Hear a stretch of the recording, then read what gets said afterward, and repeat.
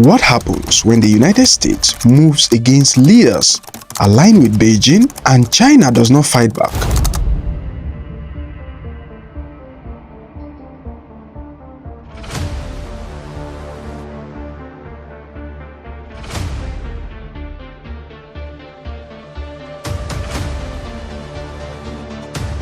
Recent US actions under President Donald Trump have shaken governments seen as close to China, including Venezuela under Nicolás Maduro and Iran under Supreme Leader Ali Khamenei. China, led by Xi Jinping, strongly condemned the moves, but there was no escalation, no military reaction, no major retaliation. Why? Is Beijing avoiding confrontation or calculating something bigger? Let's break it down.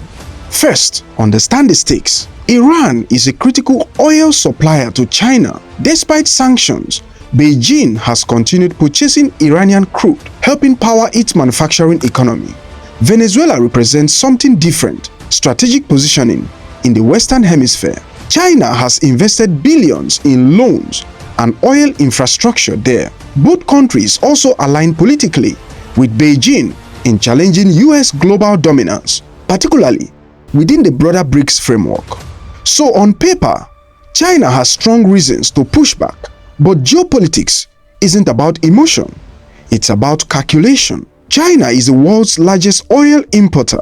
Any escalation involving Iran risks instability in the Strait of Hormuz, a checkpoint where a significant portion of global oil passes daily. If that route is disrupted, oil prices spike. China's economy, already navigating trade pressures and slower growth, cannot afford prolonged energy shocks. So restraint protects economic stability. From Beijing's perspective, avoiding a wider conflict may be the smarter short-term move.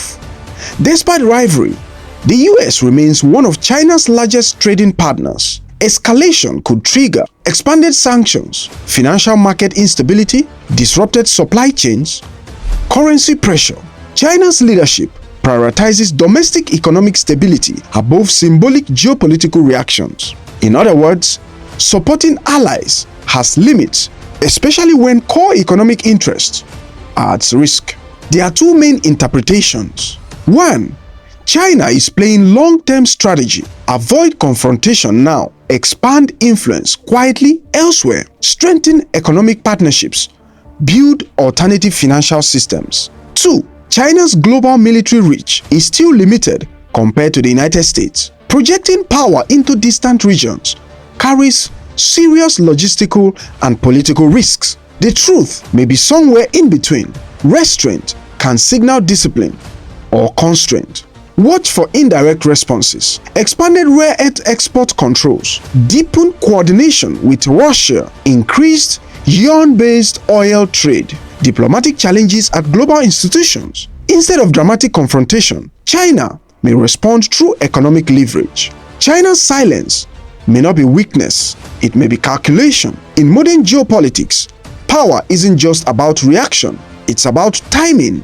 The bigger question is not why China didn't escalate, it's whether its restraint is temporary or the beginning of new strategic phase in US-China rivalry.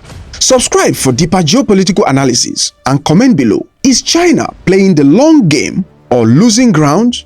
Frank Adams, Eagles TV.